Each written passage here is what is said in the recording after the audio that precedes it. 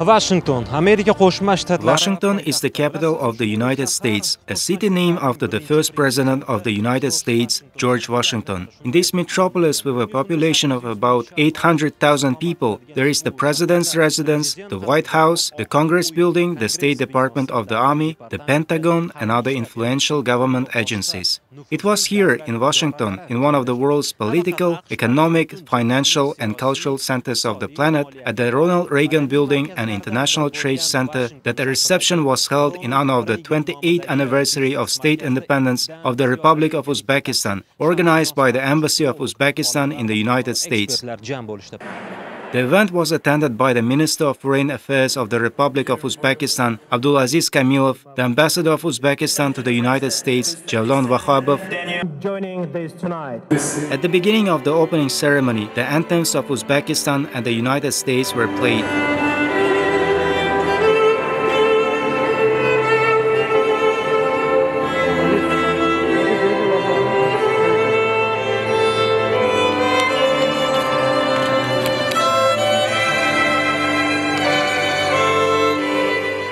The last 3 years in Uzbekistan were a period of unprecedented and large-scale positive changes. Very good friends of Uzbekistan who are contributing immensely to enhancing and broadening multifaceted strategic partnership between Uzbekistan and the United States. Thank you for being with us.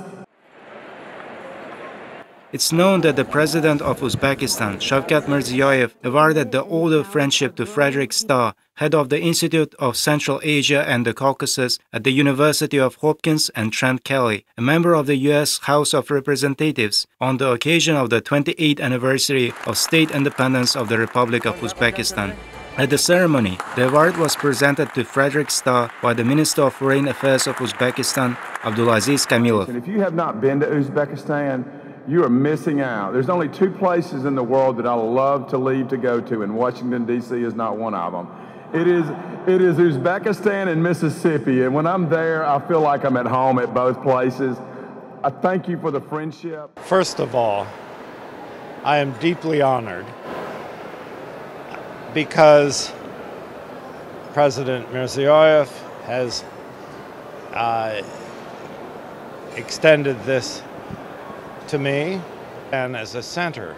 My overall impression is very positive, and I am absolutely convinced that Uzbekistan's reform process will succeed. It will take time. It will not be easy. There will be real difficulties, but in the end it will succeed, and as a result it will transform the whole region, and that the region as a whole of Central Asia with Afghanistan will emerge as a center of development, of modern thinking, and respect for tradition as well. The Uzbek music and songs sounded at the ceremony, as well as the proposed Uzbek national dishes, left an unforgettable impression on the guests.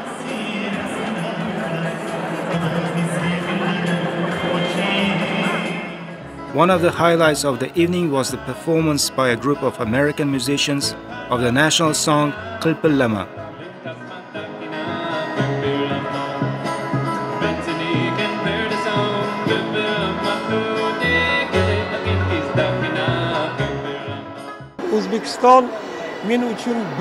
Uzbekistan is a great country. Uzbekistan is my homeland, and Uzbekistan has a bright future. On the same day before the reception, the media event, New Uzbekistan Unique Cultural Initiatives, was organized by the Embassy of Uzbekistan in the United States and the project Cultural Legacy of Uzbekistan in World Collections, in honor of the 28th anniversary of independence of the Republic of Uzbekistan. It was attended by the executives of leading research institutes of the USA and Canada, more than 50 leading American scholars, experts and collectors whose professional interests are connected with the study of the cultural heritage of Uzbekistan. Such a media event was held in the United States for the first time, and not by accident. As one knows, a significant part of the cultural heritage of Uzbekistan is stored in the collections of major American libraries and museums. And rich legacy of the people of Uzbekistan. Вы знаете, это очень важно не только для... As you know, this is very important not only for the cultural legacy of Uzbekistan. This project is very important for the future, new Uzbekistan. Those reforms that are taking place in Uzbekistan today, at the initiative of the President of the Republic of Uzbekistan, Shavkat Mirziyoyev, are those reforms that cannot be possible to implement if the youth will not be educated, if it will not be enlightened. Education and enlightenment is knowledge of our history, culture. Будет просвещенной. Образование и просвещение – это в первую очередь знание своей истории, знание это своей культуры.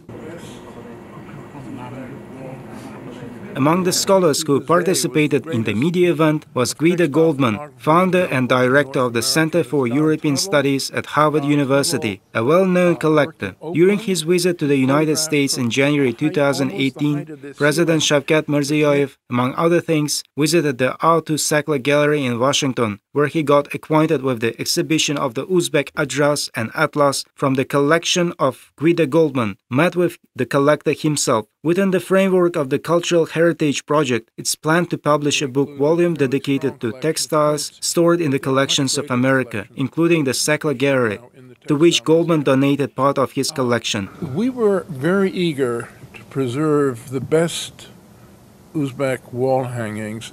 I think it's tremendously important that we acknowledge that there are so many objects outside of Uzbekistan that have been studied, that the presence of these objects doesn't represent a loss to Uzbekistan, I hope, but rather a means of connection and communication. There were factories, Sogdians. Famous American politician, international expert, member of the World Society for Study, Preservation and Popularization of Cultural Heritage of Uzbekistan, Frederick Starr emphasized the importance of this project and Medie-ivent. A culture with extraordinary riches, as everything on exhibition here and in these wonderful publications demonstrates. This is a very significant event, both for Uzbekistan and for the United States. This amazing initiative, which Mr. Abdulhalikov has undertaken to identify and catalog all the major works of art in every field that originated on the territory of Uzbekistan, to find these in every country of the world, to record them, to photograph them, to document them, and to publish them. This project has now come to America, but he's already been in Germany, France, Japan, Poland, Czech Republic, Russia. It's a very, very ambitious project. No other country has ever done this. And of course, there are very significant collections in the United States. Interestingly, some of their most interesting materials here are in textiles, historic Uzbek textiles, and they're serious collectors here, going back a century. So Mr. Abdulhalikov and his colleagues, and I'm proud to be one of them, are gathering full information on all this, documenting it, publishing it, making it accessible both in print and on the internet. Very important links, and this project will strengthen them. Scholars and collectors from Washington, California, and several other U.S. states made presentations about their research and shared information about their collections. It's noteworthy that on this day, most American participants were dressed in Uzbek national costumes. The State Museum of Art in Tashkent. Обществу по изучению культурного наследия Узбекистана наконец добралось до Америки. World Society for Study, Preservation and Popularization of Cultural Heritage of Uzbekistan has finally come close to collections of America. This is a momentous meeting. The people who have gathered here represent a significant portion of the most important specialists in the United States working on Central Asia. The project is actually extremely unusual because no one has yet taken to collect the scattered cultural sacraments of their country in a single series of publications. This is a great gift primarily to Uzbekistan, because the collected data can be seen and studied by scholars and young people in Uzbekistan. On the other hand, This is a tremendous advertisement for your country. Since these books will be seen here, they will be read naturally, and those will attract the most serious attention to Uzbekistan. Их будут, их видят здесь, их будут читать, и, естественно, это привлечет самое серьезное внимание. Of course, it's very important now that because in America there are lots and lots of Uzbek textiles, it's very important that the cultural legacy comes here as well, not just in Moscow or Russia, not just in Europe, but in the United States, because here they'll find some really fine, wonderful textiles. Moreover, during the media event, the documentary Uzbekistan, Legend of Love was shown, filmed jointly by Russian television channel Culture and the channel Sevimli as part of the project. Говорят, что когда Бог раздавал земли, узбек улыбался и пропускал всех вперед. «Мархамат, — говорил он, — пожалуйста, проходите. Сын мой, — сказал ему Творец, — ты опоздал, и не осталось у меня земли для тебя. Но за доброту твою придется подарить тебе кусочек рая».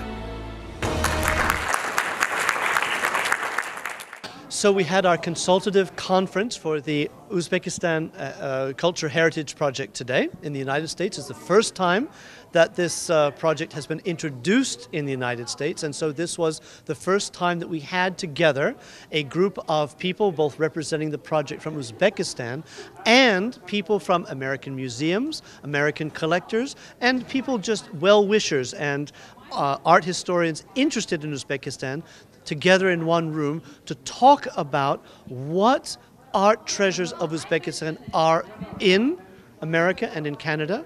Are they in private museums? Are they in public museums? Are they in the hand as a collaboration between Uzbek and American scholars in the framework of this project? That's very important, I believe, for the future scholarship and for the future cultural education for young people in Uzbekistan. During the media event, a number of scholars and representatives of a number of organizations were presented with a facsimile of the manuscripts Katalangar Quran, Zafarname and Devoni Hussein, published by the Cultural Legacy of Uzbekistan in the World Collections.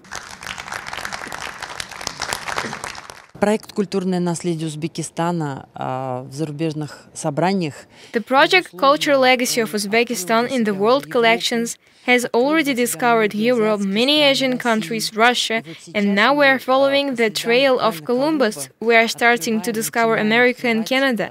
We hope that with the support of our American colleagues and scholars, we will be able to jointly publish several unique volumes. С усилиями наших американских коллег, музейных работников, издать несколько уникальных томов.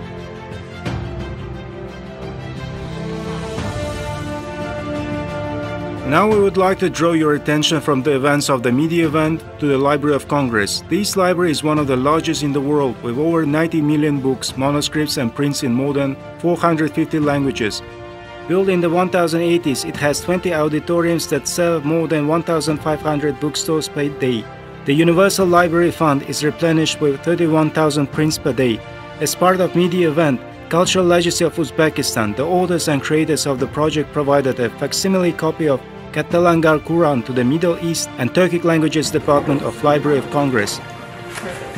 I was absolutely amazed at this beautiful gift to the Library of Congress. The Quran is incredibly special to people around the world, and to have some kind of a replica of this very early Quran in this amazing replica that looks almost like the real older Quran that's in Uzbekistan. Cultural Legacy Project has been fantastic for the collections that have been sent to the Library of Congress. Ayni paytda biz kutubxonaning Osiyo, Yaqin Sharq va Afrika bo'limidamiz. We're currently in the Asian, Middle Eastern and African departments of the library, and this section contains thousands of rare manuscripts from these regions, especially those related to the history of Uzbekistan. Another thing that attracts us is the monument to our great ancestor, Alisher Navai, with an inscription urging Navai to protect humanity from evil. In addition, wooden model that reflects the landscape of Khiva can attract your attention. The authors of the project also visited the library and discussed the creation of a new book on manuscripts of Uzbekistan. And they didn't know who to accept it. Events and meetings within the framework of the Media-ivent will continue. We will keep you updated with the latest news. I've been asked to discuss my impressions of Cultural Heritage Week that was held in Uzbekistan from the 22nd to the 27th of August. The aim of the meeting was to showcase a number of successes achieved by the World Society for the Study, Preservation, and Popularization of the cultural legacy of Uzbekistan, as well as future plans that the organization intends to undertake. The gathering included more than 300 participants from 40 countries and a host of media, not including the organizers, government officials, and volunteers. The conference took place in 4 cities: Tashkent, Bukhara, Tirmiz, and Samarkand. Perhaps the most surprising feature of all these activities that occurred was what did not occur. No one was left behind in any city. When taken all together, what must have been a logistics nightmare to organize was handled seamlessly. From an organizational standpoint, the highlight was the showcasing of an impressive 35 volumes in the series Cultural Legacy of Uzbekistan in World Collections. One of the outstanding memories that I have of this week is of having been greeted at each airport and at other events by a multitude of musicians, dancers, and young women laden with planters of naan, filled with a plethora of delicacies. At first, I, like everyone else, was shy and awkward by this attention. But truth be told, after a while, I got used to it. And I liked it to the point where I could not remember having lived without it. All of this abruptly ended when I stepped off the plane and into the customs line at JFK. My further reminder of my lowly status, as a further reminder of my lowly status, my wife greeted me at the airport in North Carolina without so much as even a piece of bread. So why visit Uzbekistan? What has the country to offer that one cannot find anywhere else? As a historian, I would be remiss if I overlooked the country's historical significance, located as it is in the heart of Central Asia, where the Silk Road cities of Samarkand, Bukhara, and Khiva teem with monuments. While much deserved, these cities have their predecessors, like the ancient river port of Kamper near the Amudarya, with its citadel and city and walled towers. The site has been proclaimed by the world-renowned academician Yevgeny Vasilyevich Rykveladze as none other than the famed Alexandria Oxiana, founded by Alexander the Great. It was our great honor to have witnessed the official opening of this important archaeological site as it was entered into the UNESCO World Heritage List.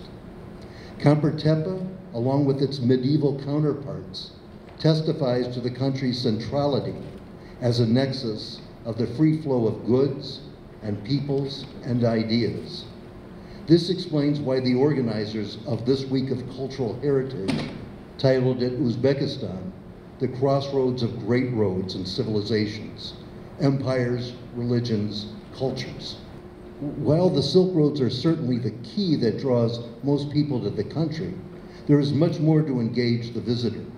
The Amudarya and Sirdarya, the waning Aral Sea, and the snow-capped peaks of the Tian Shan Mountains, not to mention the beauty of the deserts and the Fergana Valley in the north, and the majesty of the beautiful Baisun region, listed by UNESCO as one of its masterpieces of the oral and intangible heritage of humanity.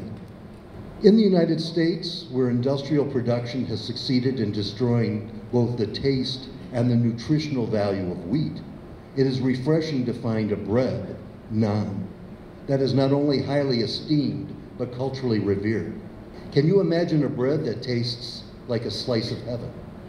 That there are as many kinds of naan as there are provinces, and in some cases, even individual cities with their own specialties. Imagine a world in which processed food is replaced by the sweetest tasting fruits, picked when they are ripened, and not before. Fresh tasting nuts, let alone plov, samsa, and shashlik kebabs, salads and soup, and then, if there's any room, dessert.